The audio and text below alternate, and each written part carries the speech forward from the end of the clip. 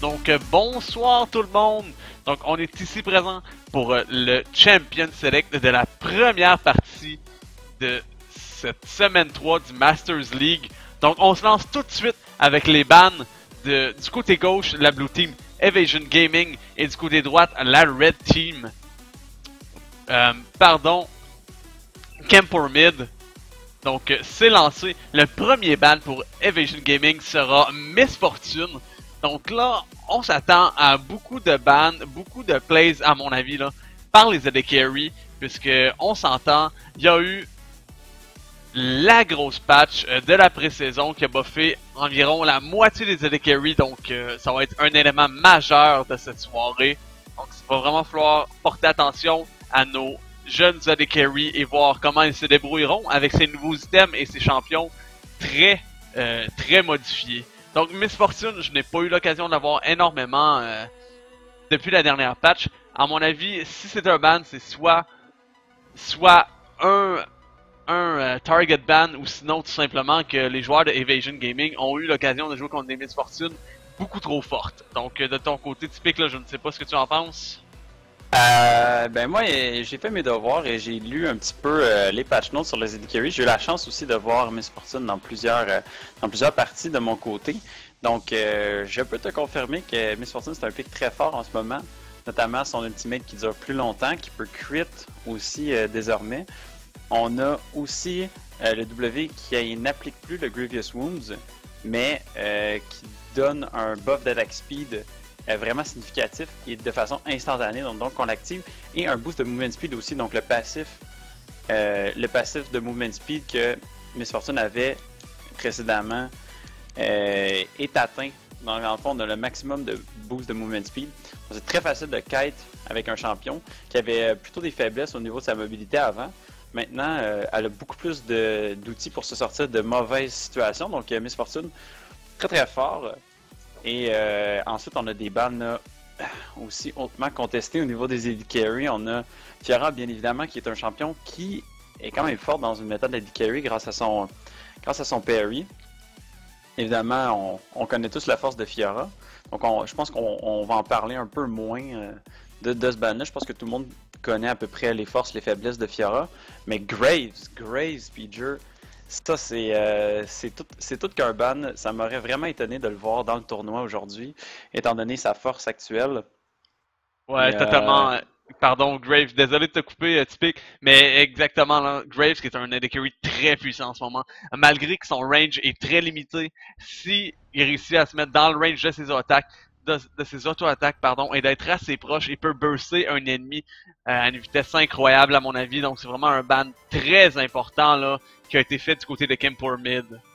ouais, absolument. Aussi avec son W qui peut vraiment shut down les AD Carry d'en face. Et vraiment, Graves s'est rendu un dueliste d'AD Carry extrêmement puissant.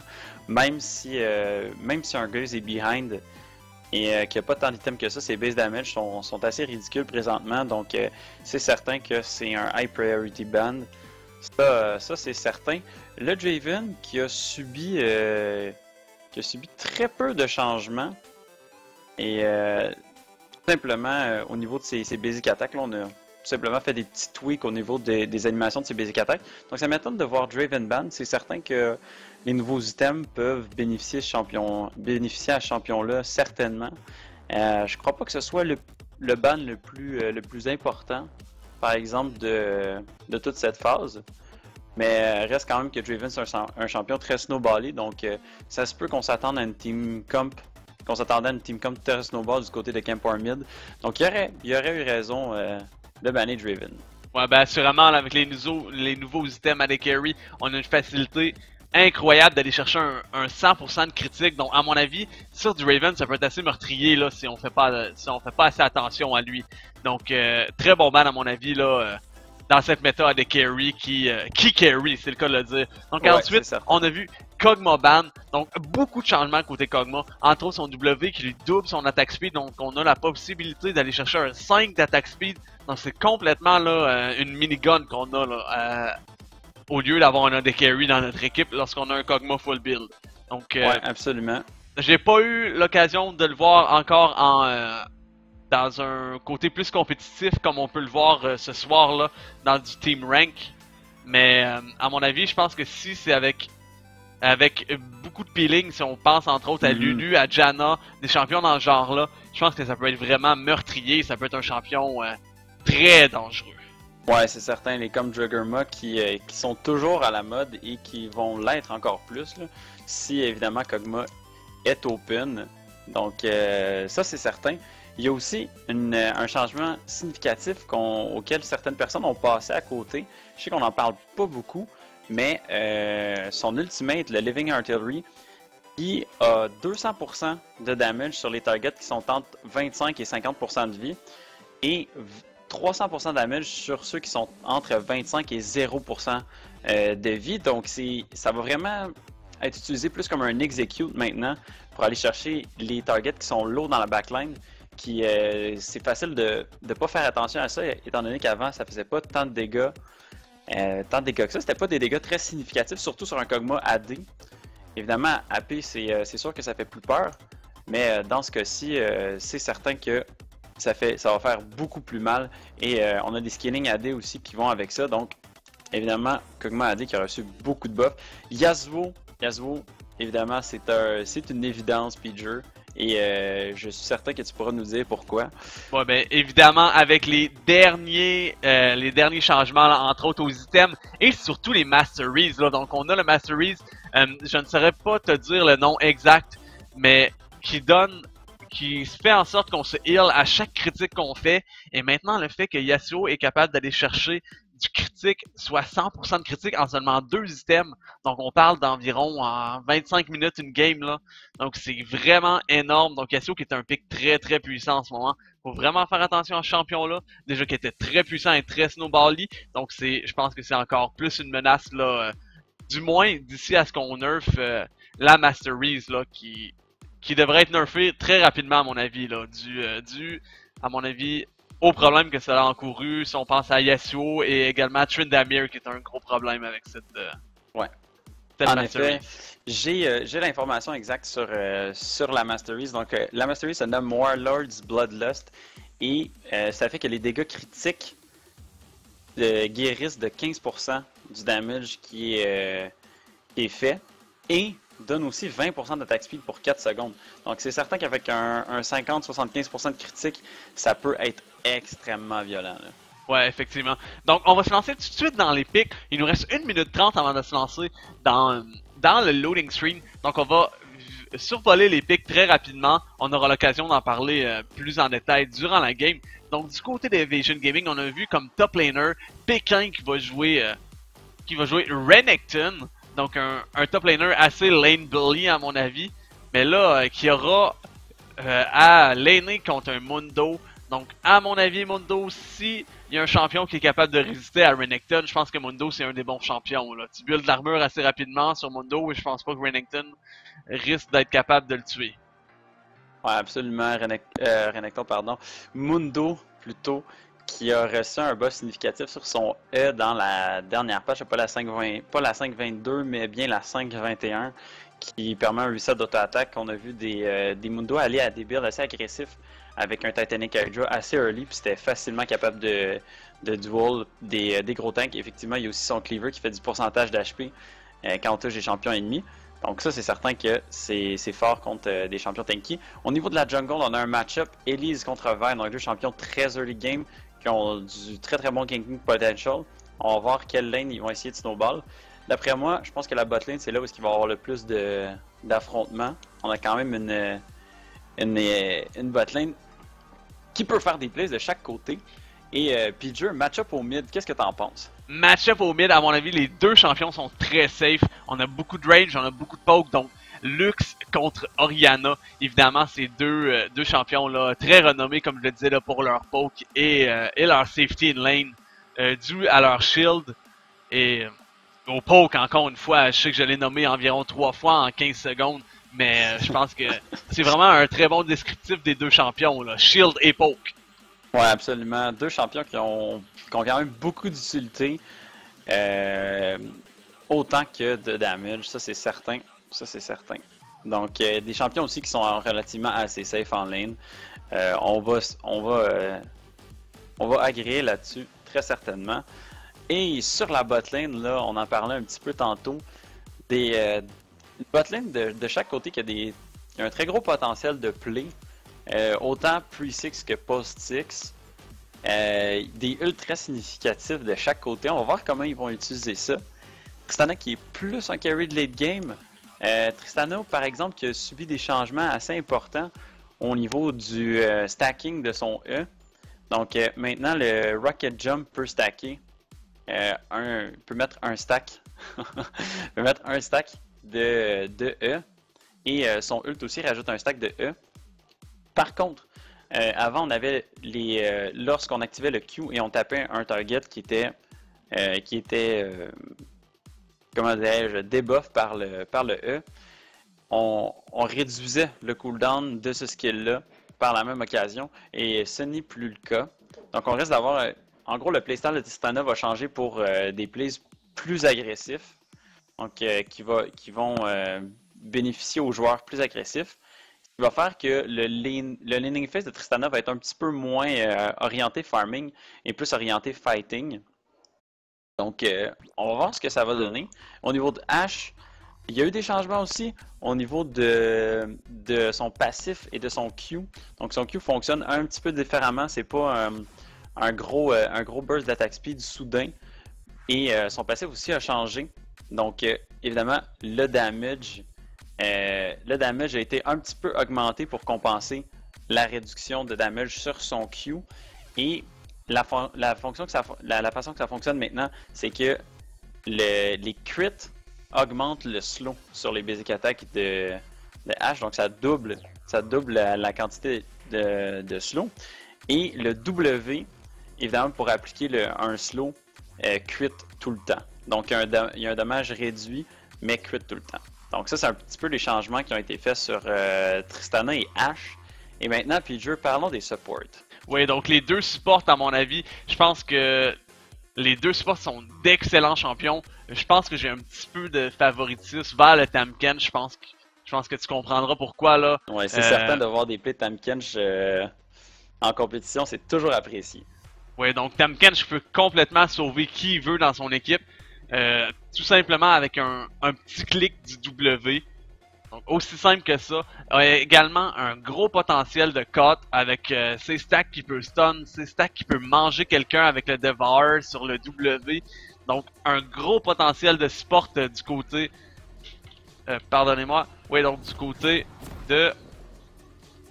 Evasion Gaming. Donc, c'est ça, je suis en train de changer les overlays en même temps. J'ai été un petit peu mêlé. Donc, Evasion Gaming qui ont Tahm Kench. Donc, un gros potentiel du côté de la botlane grâce à ce Tahm Kench. Mais faut pas oublier que de l'autre côté, on a Braum qui lui, à mon avis, synergise très très bien avec Ashe, étant donné qu'avec son Q, on peut stacker vraiment très rapidement le passif à Braum. Donc des deux côtés, on a beaucoup de potentiel.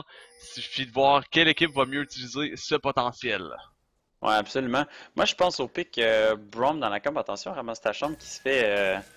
Ok, on a peut-être une petite tentative d'invade de la part de Evasion Gaming qui vont invader.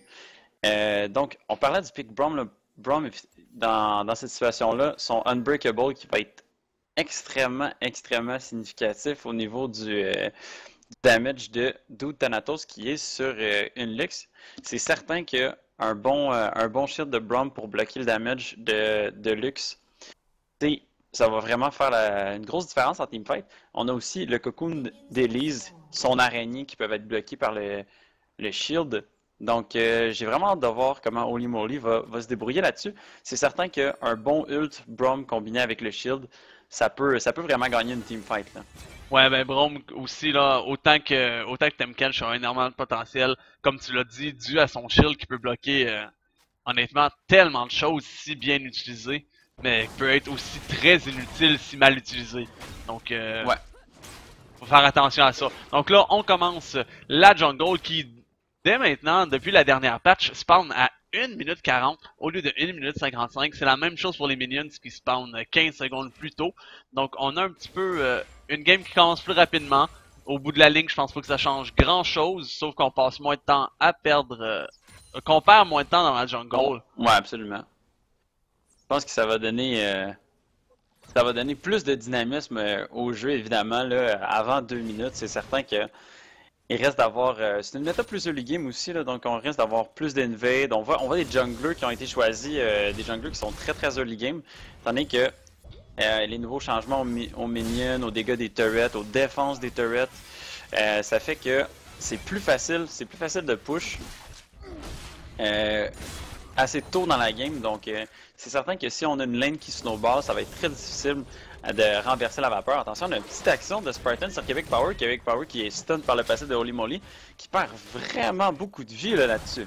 Ouais, donc Québec Power qui n'aura pas le choix d'utiliser sa première potion déjà là, grâce au très bon trade que Ash a décidé de prendre. Et avec le passif de Brome qui fait énormément de damage si on le stack et on l'utilise pour le stun.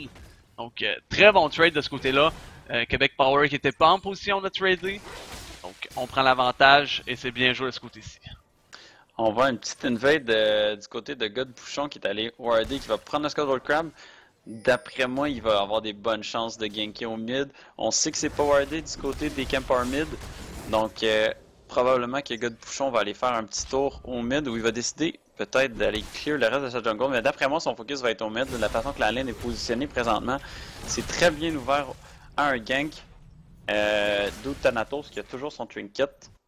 Et on voit qu'on a 3 trinkets de déposer sur la map du côté donc, des... l'engage au top par Pékin qui fait beaucoup de damage sur Mundo. Mais Mundo, il flash, donc le flash qui le sauve de ce premier kill là qui serait pris par Pékin. Je pense que c'est un choix judicieux. Renekton qui aurait pu y aller pour un plays agressif, un flash pour un dernier auto-attack, un Q. Donc ça aurait pu sécuriser le First Blood du côté d'Evasion Gaming. Mais donc on a bien joué là du côté de Mundo et flashé afin de ne pas donner le First Blood. On a Pékin qui va aller proxy là, mais c'est dangereux. On a God Pouchon qui s'en vient. Garage qui revient. Oh, attention, le Q qui passe pas. Le Q, je pense que s'il avait passé ici, là, ça aurait vraiment compliqué les choses. Winter's Nation dans le jungle. Ah, ils vont essayer de trouver God Pouchon, mais God Pouchon qui va back. Donc ça va seulement être une perte de temps du côté des Evasion. Malheureusement pour eux, ça aurait été notamment un bon play, mais God Pouchon qui avait déjà tout clean sa jungle, donc il n'y avait aucune raison de rester là. Ouais, donc là, dans ce early game, on voit pour l'instant un avantage de farm au botlane là qui est assez significatif de 10 farms, entre autres du côté de Spartans. Donc, dû au early trade qu'on a réussi à prendre là. Donc, on peut voir qu'il y a un très bon trade qui est pris early. Ça peut changer bien des choses dans l'inning phase. Je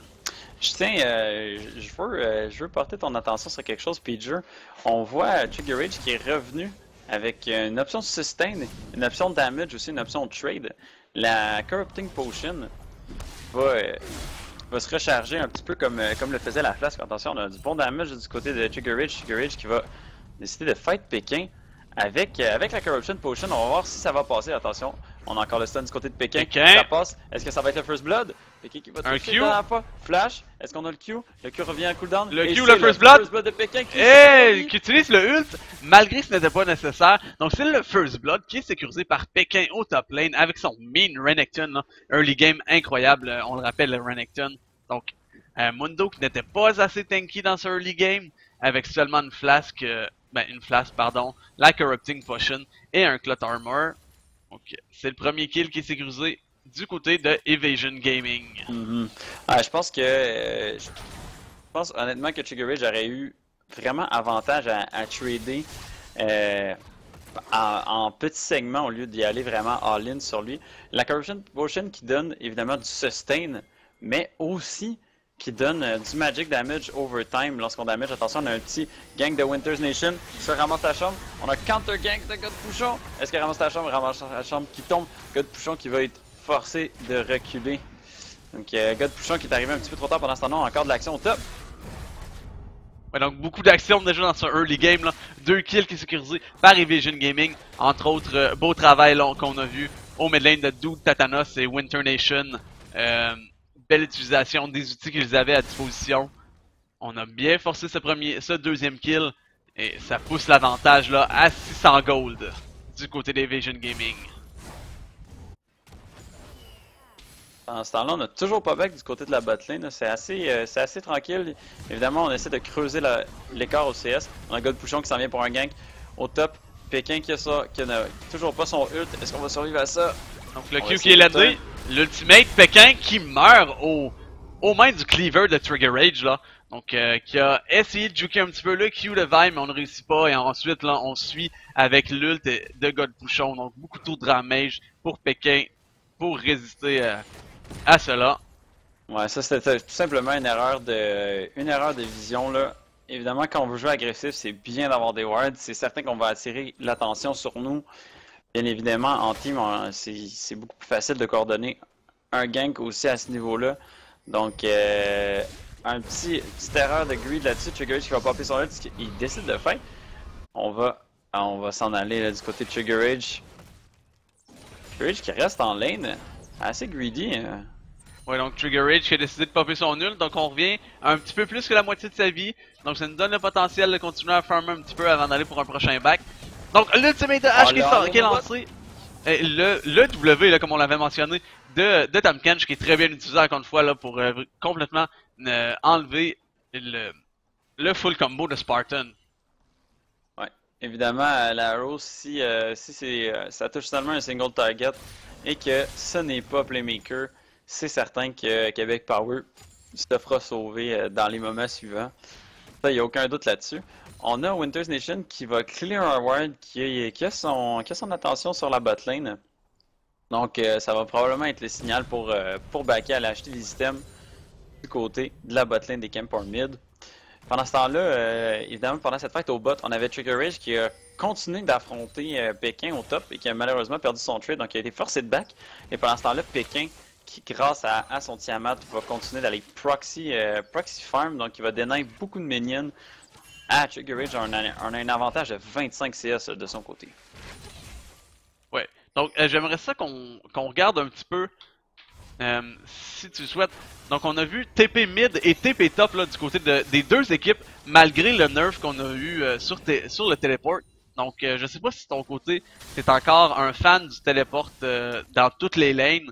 De mon côté, je pense que c'est bien de passer à des summoners comme Ignite, Barrière, ou autre chose qui pourrait être plus utile en laning phase là, suite à ce nerf sur le téléport. Ouais, absolument, je suis du même avis. Je pense qu'on va revoir de plus en plus d'assassins au mid, donc c'est certain que ces deux picks-là, Orianna, Luke, ça me surprend quand même. Évidemment, on a des junglers qui sont très early game pour compenser, mais reste tout de même que le téléport, j'ai l'impression qu'il y a beaucoup moins de valeur autant dans cette méta-là que le cooldown a été nerf là, évidemment. Donc le cooldown est plus long et c'est un cooldown complet lorsqu'on téléporte sur les turrets. Donc évidemment ça rend un laning phase un peu moins, disons, un peu moins statique et plus dynamique de ce côté-là. Et donc moi, honnêtement, on n'a pas vu de play téléport encore. S'il y a des téléports à la mid lane, j'espère qu'on va voir... J'espère qu'on va avoir des plays avec ça parce que c'est certain que si on l'utilise pour retourner en lane, il aurait peut-être mieux valu essayer de prendre un kill en 1v1 avec des summoners spell plus agressifs. Ouais, donc faut vraiment réussir à prendre l'avantage des téléports pour faire des 5-man gank bot ou des actions dans ce genre-là. Et je pense que c'est vraiment là qu'il faut savoir utiliser le téléport et ce n'est vraiment pas évident, pour être honnête, de bien timer tout ça. De bien setter la vision pour faire ses plays. Ouais, ça prend une bonne coordination d'équipe, ça c'est certain. Donc on voit l'engage de Pékin, là sur Trigger Rage au top, qui, lui de son côté, active son ult. Donc on voit le téléport de Orianna au top, qui arrive un petit peu tard à mon avis. Donc on met le speed buff sur Trigger Rage. Est-ce qu'on va y aller pour l'ultimate d'Orianna? Est-ce qu'on va réussir à se rendre sur Pékin? Pékin qui est encore très loin, le flash. La chaîne de Trigger Rage, on a un contre-téléport. Oh, le stun qui passe sur Ramasse ta chambre. God Thanatos qui vient en renfort. Winters Nation, c'est du 3v2. Ramasse ta chambre qui tombe. Est-ce que Winters Nation va être capable d'aller chercher Trigger Rage? C'est récupéré par Thanatos. Pendant ce temps-là, on a encore de l'action au bas de Piger. Oui, donc on voit Spartans et Godpouchon ainsi que Lee Molly qui engage sur la team de Evasion Gaming. Est-ce qu'on va avoir assez de damage pour tuer le Tahm Kench? Donc Tahm Kench qui tombe aux mains de Spartans durant que Holy Moly tank un petit peu la tour. Est-ce qu'on va décider de re-engage du côté de Vi qui a encore son ult, on le mentionne. Donc on aurait pu y aller pour un dive. mais on décide d'y aller un petit peu plus safe et d'y aller pour le premier dragon de cette partie. Ouais, en effet, là, ça a été l'opening. On a vu que la team Evasion Gaming était toute concentrée dans la top side, donc on a décidé de répondre au bot side du côté des camp or mid. Et ça va transitionner sur un dragon. Attention, Québec Power qui jump in sur Spartans, qui est forcé de faire shot le flash de Spartans, qui vient récupérer Québec Power. Attention, on a Dude Thanatos qui vient peut-être essayer d'aller chercher God Bouchon, le bon shield, le flash-in de Thanatos. Donc Thanatos qui réussit à prendre Vi et le dragon. On voit Ash qui arrive tranquillement à côté, le ult qui force le heal et le... non, pas le flash, pardon, de Ash, mais seulement le heal. Donc, bien joué là, du côté de Dude Thanatos qui réussit à récupérer beaucoup sur ce place. Ouais, absolument, là. Dude Thanatos qui vient de sauver un gros morceau à son équipe, le dragon, plus un kill sur le jungler. Donc ça fait un total de Dude Thanatos qui s'en sort vivant. Donc ça fait un total de 2 pour 2 à la bottine. On a perdu Playmaker et Québec Power dans cet affrontement-là. Non, pardon, un 1 pour 2. Et on a récupéré aussi le dragon du côté des Evasion Gaming. Donc un trade somme toute assez even. On a réussi à rééquilibrer un petit peu la balance. Playmaker qui s'en va harass un petit peu au mid sans achever quoi que ce soit. Ouais, donc là déjà, on voit 2 Kogold d'avantage pour Evasion Gaming, ainsi que un dragon. Donc encore une fois, on a vu l'agression du botlane Spartans qui fait beaucoup de damage, qui met beaucoup de pression grâce à son slow, qui force Québec Power à jump out. Donc Pékin qui arrive au top lane, on va essayer d'engage sur Trigger Rage, on utilise le stun, mais là du côté du botlane, on voit Québec Power qui se fait engage par Holy Moly et Spartans qui réussit à sécuriser le kill là, encore une fois, sur Tristana. Donc 3ème kill pour Ash. Alors que du côté du top lane, Trigger Rage qui a tout simplement à activer son ult pour être quasiment immortel. Donc Pékin qui struggle un petit peu là à tuer en ce moment, je pense, à tuer Mundo, malgré que Pékin a déjà réussi à avoir 2 kills dans cette partie. Ouais, Pékin qui a tout de même le Rift Herald, là, donc il n'y aura pas besoin de tenter un dive comme ça. C'est peut-être un petit peu ballsy. Est-ce qu'il va l'avoir? Le flash-in. Et on va mourir avec le dernier coup de tour. Donc, d'après moi, Pékin qui avait pas nécessairement besoin de dive stone, avait encore le téléport de son côté. Fallait prendre l'avantage grâce au Rift Herald. Évidemment, ça fait des minions beaucoup plus résistants. Donc, Trigger Rage qui est pas rendu à son stade de la Sunfire non plus. Donc, il y a beaucoup plus de difficultés à dépush. Évidemment, contre des minions buffés par le Rift Herald, c'est plus difficile. Donc, on aurait pu attendre la fin du Rift Herald avant de tenter un play comme ça. Et évidemment, pas sous la tour, là. Ouais, évidemment, là, c'était très greedy. Donc là, on voit du côté du mid lane, Lux fait énormément de damage sur God Bouchon. Donc, on voit vraiment là l'efficacité des 3 kills que Lux a réussi à récupérer. Ça fait très mal, honnêtement. Déjà qu'il y a un Needlessly Large Rod et Morello. Donc, ça fait très mal du côté de Dude Thanatos. Ouais, le Thanatos qui peut être une force majeure, donc une raison de plus pour Holy Moly d'avoir des très très bons shields. Non, c'est sûr que Dude Thanatos va pouvoir vraiment massacrer l'équipe des Trigger Rage. L'équipe des Trigger Rage qui a très peu de Magic Resist, évidemment, on est tôt dans la game et on est très faible du côté de Thanatos. Donc ça c'est certain que ça fait une grosse différence.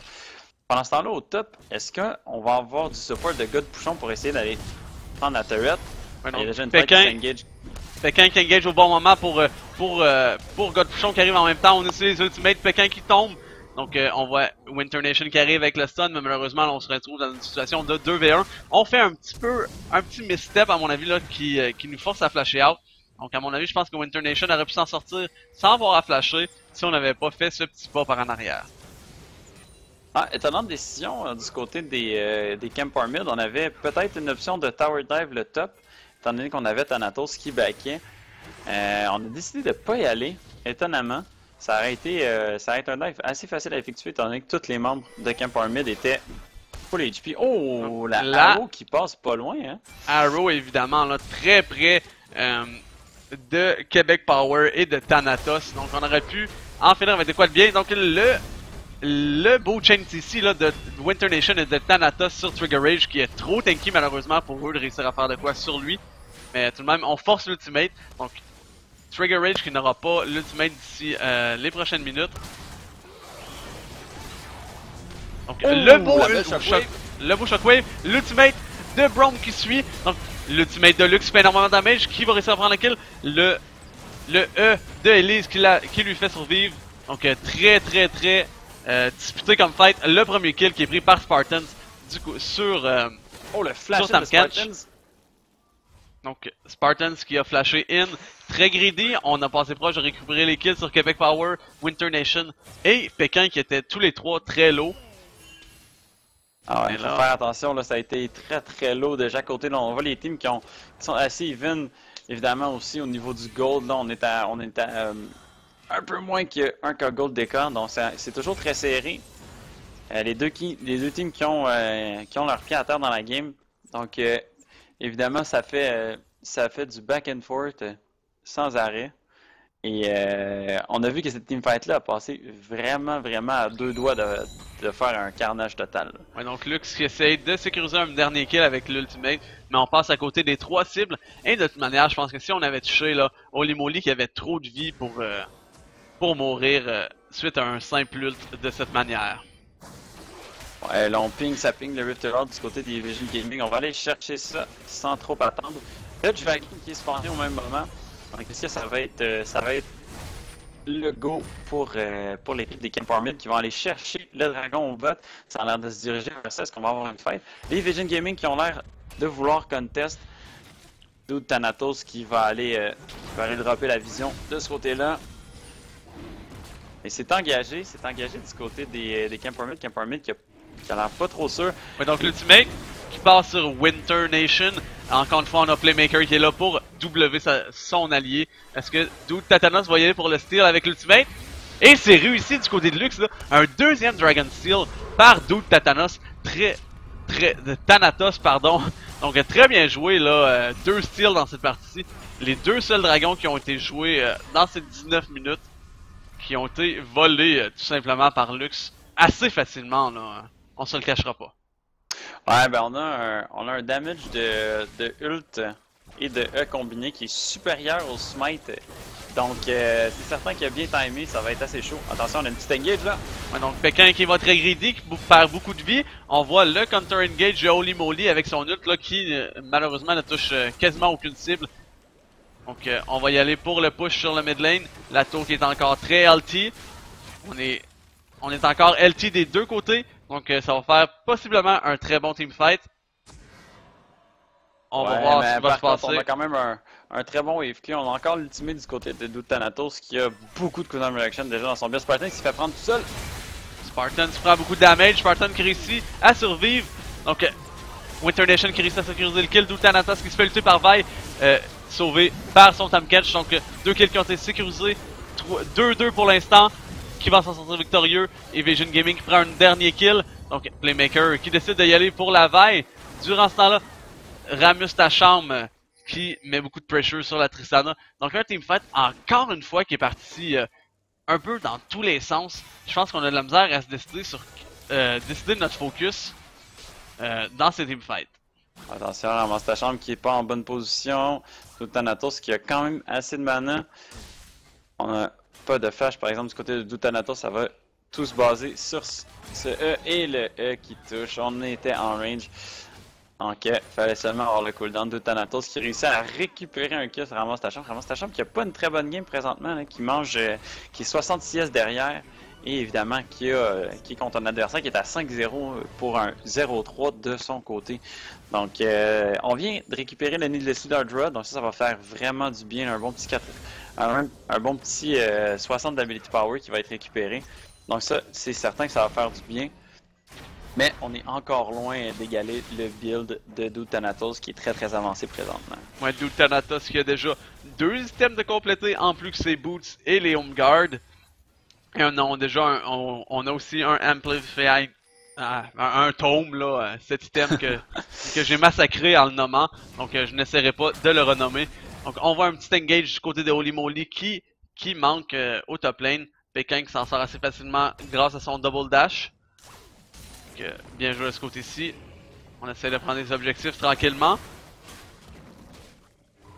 Je pense que là, du côté de Camp War Mid, l'idée, ça va vraiment d'être aller chercher les tiers 1 qui ont toujours été maintenus par l'équipe d'Evasion Gaming. Et évidemment, la tour du mid, il va vraiment falloir avoir un pick sur Dude Thanatos parce que c'est une très grosse partie du wave clear du côté d'Evasion Gaming. Donc c'est certain qu'avec une Lux en vie, push une turret ou Kava défendre, ça va être très difficile.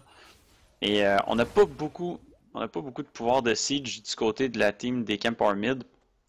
Donc il va vraiment falloir essayer de faire des bons setups de vision.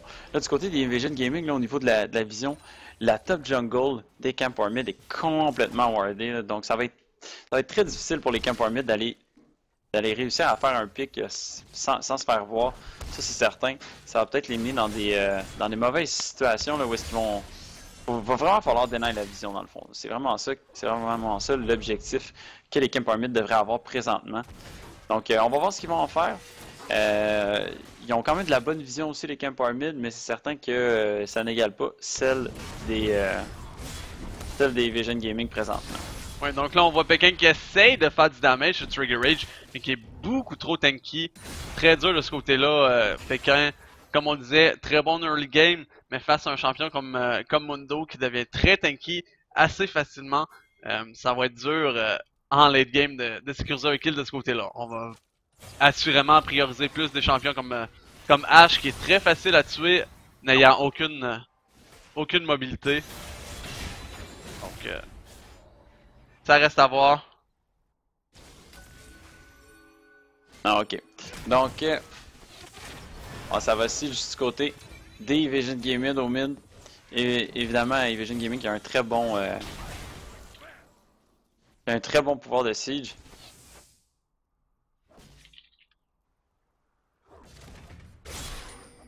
Ouais, donc là, on voit que Evasion Gaming se ramasse au mid. On va essayer de sieger le mid. On est 5 contre 4 à l'instant. Donc, est-ce qu'on va réussir à sécuriser cette tour? Son téléport. Oui, évidemment, le téléport qui est disponible là, du côté de Trigger Rage. On va essayer de le garder pour un moment plus opportun.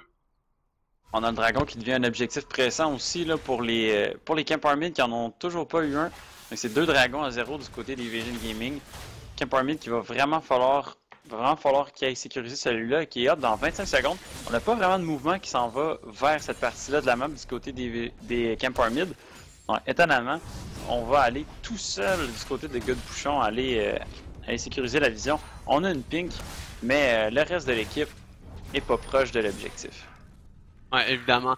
Donc, un petit récapitulatif de cette partie pour l'instant. On a un petit avantage de 2K Gold pour Evasion Gaming après 25 minutes de jeu. 2 dragons, entre autres, grâce à Lux, qui a réussi à en sécuriser 2 en les stealant. Donc là, on voit un petit engage du côté de Pékin sur le top lane. Encore une fois, Trigger Rage très tanky. On a encore l'ultimate de disponible, donc je pense que ça va être dur de ce côté-là pour Pékin de sécuriser le kill. On va aller stopper le back. Trigger Rage qui résiste. Qui va décider de backer tout de même. Pendant ce temps-là, Dragon qui est pris par l'équipe des Vision Gaming pendant cette pression qui est top. Trigger Rage qui avait son téléport, mais qui aurait évidemment pas pu TP avec ce niveau de vie qu'il avait présentement. Pékin qui va peut-être tenter un dive. Trigger Rage qui est pas attentif là. Ouais, donc Trigger Rage qui a seulement à peser sur le R encore une fois. Donc là, Arrow de Ash qui passe très près de Pékin. On le touche pas malheureusement, mais on réussit à collapse dessus. Donc le double dash et le flash de Pékin, beaucoup de mobilité. Donc God Bouchon, on pèse sur R et on sécurise le kill.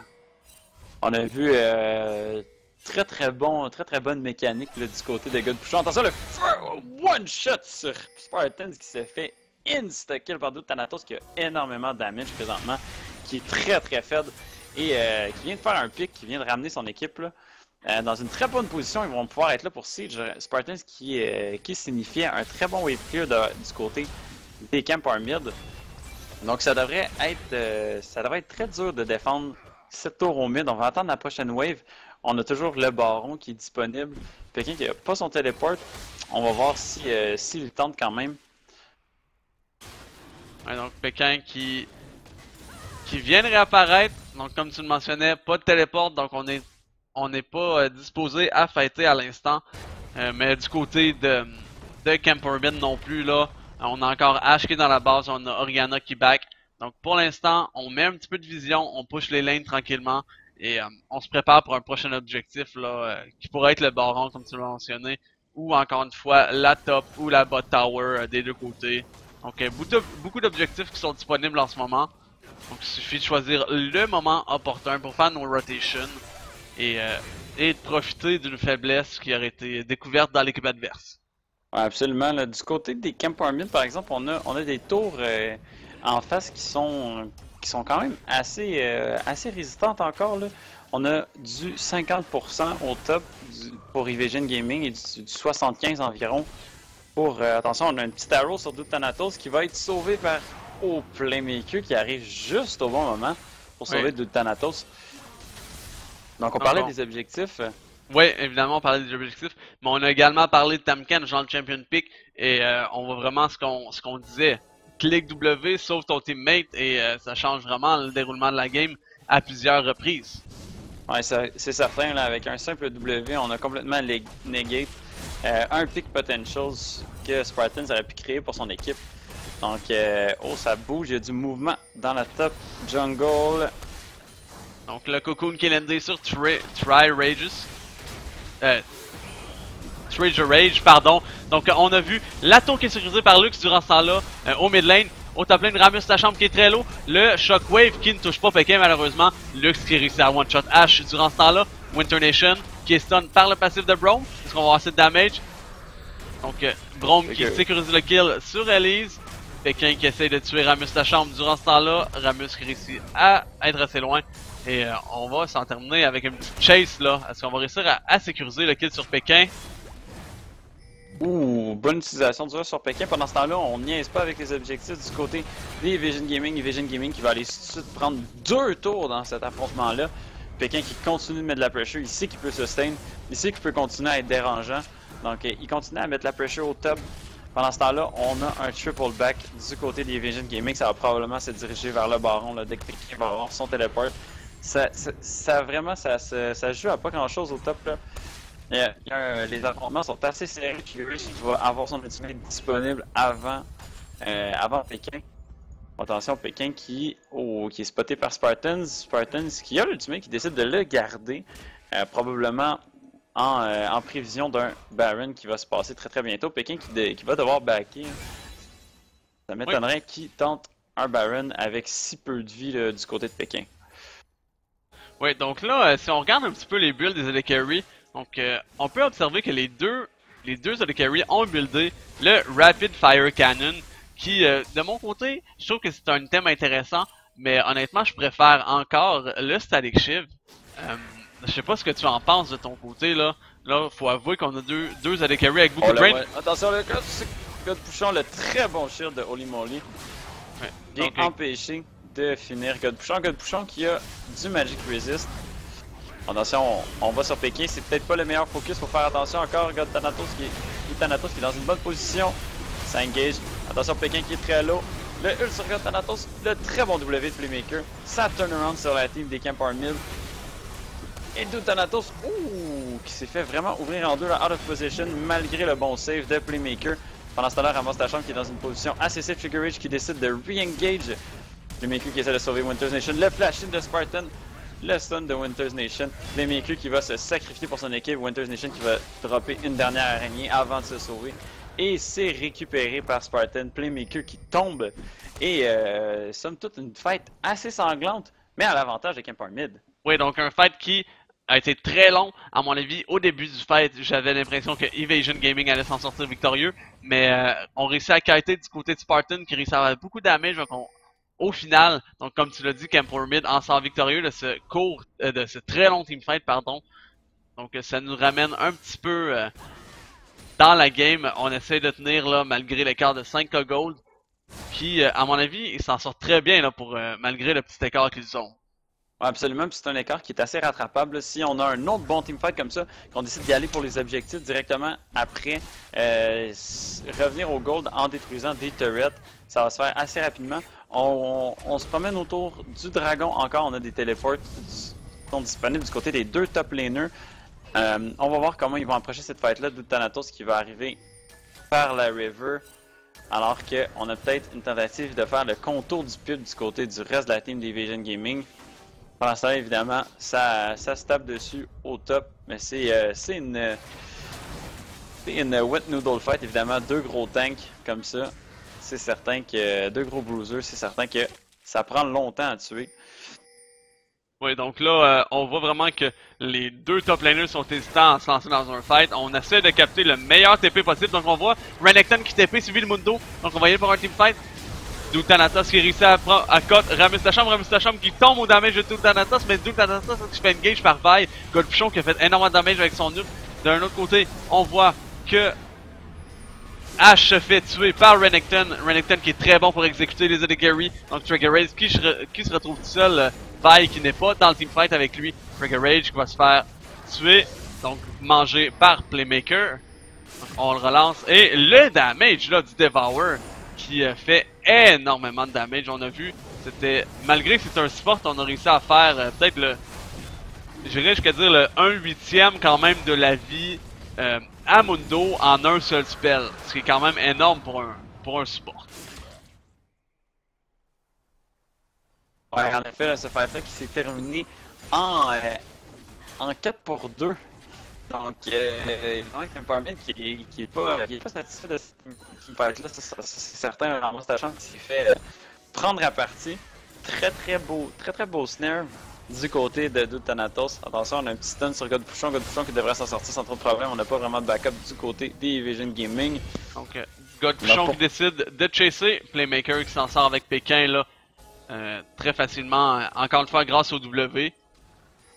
Faut faire très attention à ce que peut faire Tahm Kench, ne pas utiliser un ult. On l'a vu à plusieurs reprises là. Spartans utilisait son arrow pour l'aider, un très beau stun, mais Tahm Kench qui avait tout simplement attrelé son W. Donc c'était l'ult à H qui en était parti avec seulement un spell qui a environ 10 secondes de cooldown si je me trompe pas. Ouais, c'est certain qu'on a quand même récupéré beaucoup de cooldown reduction du côté de Playmaker, pardon, pour le délai. Donc, oui, Playmaker qui a quand même beaucoup de cooldown reduction. On va passer avec le Cleaver sur Winter's Nation. Le Trigger Rage qui commence à faire du damage assez significatif. Thanatos qui attend pour le. Ouh! Le double kill! Donc, ouais, donc un double one shot du côté de Thanatos qui fait énormément de damage. Trigger Rage qui se ramasse dans une situation de 1v5. Donc, le jump in de Québec Power qui va faire beaucoup de damage.